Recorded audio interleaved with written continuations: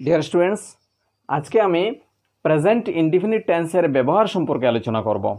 তো আজকের ভিডিও ভালো করে প্রথম থেকে শেষ অবধি শোনার চেষ্টা করো, যাহাতে এই 5টি নিয়ম ভালো করে বুঝতে পারো আর এইগুলি নিজের বাস্তব জীবনে ব্যবহার করতে পারো।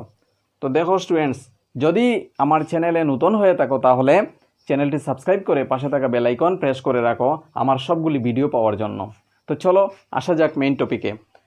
তো এই 5টি নিয়ম কি তাহা আমরা জানব। তো প্রথমে রাইটিংস অফ এ রাইটার, যখন কোনো লেখকের লেখা হয় তখন এইটি সবসময় প্রেজেন্ট ইনডিফিনিট টেন্সে থাকে। যেমন doctor Kalam Sage in his book, এখানে বইয়ের নাম লেখা থাকবে, কালামের কি বই। বা রবীন্দ্রনাথ ঠাকুর সেজ ইন বুক, বুকের নাম থাকবে এখানে। তো এখানে প্রেজেন্ট ইনডিফিনিট টেন্স হচ্ছে, এই ক্ষেত্রে প্রেজেন্ট ইনডিফিনিট টেন্সে লেখা আছে ডক্টর কালাম সেজ, প্রেজেন্ট ইনডিফিনিট টেন্সে আছে। ভার্বের বেস ফর্ম থাকে সবসময় প্রেজেন্ট ইনডিফিনিট টেন্সে, যে কোনো কিছু, গো দেয়ার, কাম হেয়ার। 2 নম্বর নিয়ম হচ্ছে হ্যাবিচুয়াল অ্যাকশন। হ্যাবিচুয়াল অ্যাকশন অর্থাৎ অভ্যাসগত কাজ যেগুলি আছে, যেমন he goes to school everyday, he goes to school daily, সে রোজ স্কুলে যায়। He always speak the truth, সে সবসময় সত্য কথা বলে।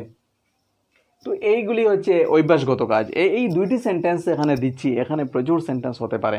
তো এই ধরনের অভ্যাসগত কাজ হলে এটি সবসময় প্রেজেন্ট ইনডিফিনিট টেন্সে থাকে। আর তারপরে এখানে ফ্যাক্টস আছে, যদি কোনো ফ্যাক্ট বলা হয় তাহলে এগুলিও কী হবে, প্রেজেন্ট ইনডিফিনিট টেন্স হবে। যেমন 2 + 2 = 4, এইটি একটি ফ্যাক্ট।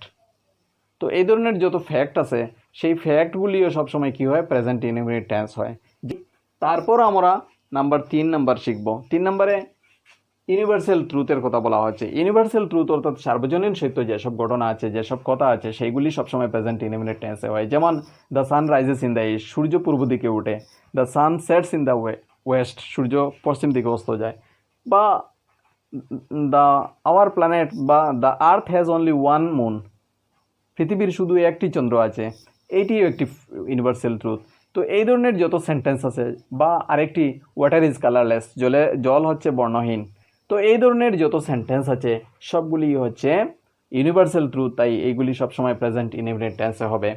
তারপর দেখো নেক্সট আরেকটি হিস্টোরিক্যাল ট্রুথ, ঐতিহাসিক সততা যেগুলি আছে সেগুলিও সবসময় প্রেজেন্ট ইনডিফিনিট টেন্সে হয়।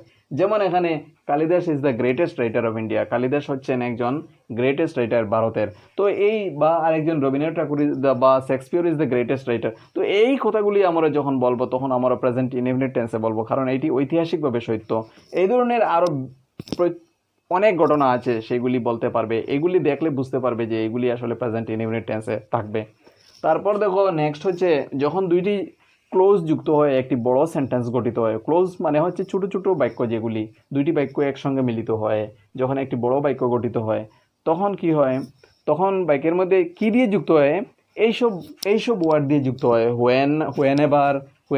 When, until, till, as long as soon as, before, after ইত্যাদি দিয়ে যখন যুক্ত হয় তখন বাক্যের একটি বাক্য সবসময় প্রেজেন্ট ইনডিফিনিট টেন্সে থাকে, আর আরেকটি বাক্য ফিউচার ইনডিফিনিট টেন্সে থাকে। তো আমরা এখানে প্রেজেন্ট ইনডিফিনিট টেন্সে কোন বাক্যটি আছে দেখো, এই যদি আমি এই এক্সাম্পলটি নেই, I will talk to him if he comes. তো এখানে ইফ হি কামস কথাটি হচ্ছে প্রেজেন্ট ইনডিফিনিট টেন্সে আছে, he comes present indefinite tense. তারপর দেখো I will wait for him, আমি তার জন্য অপেক্ষা করব, টিল হি অ্যারাইভস, যতক্ষণ হে আসে না।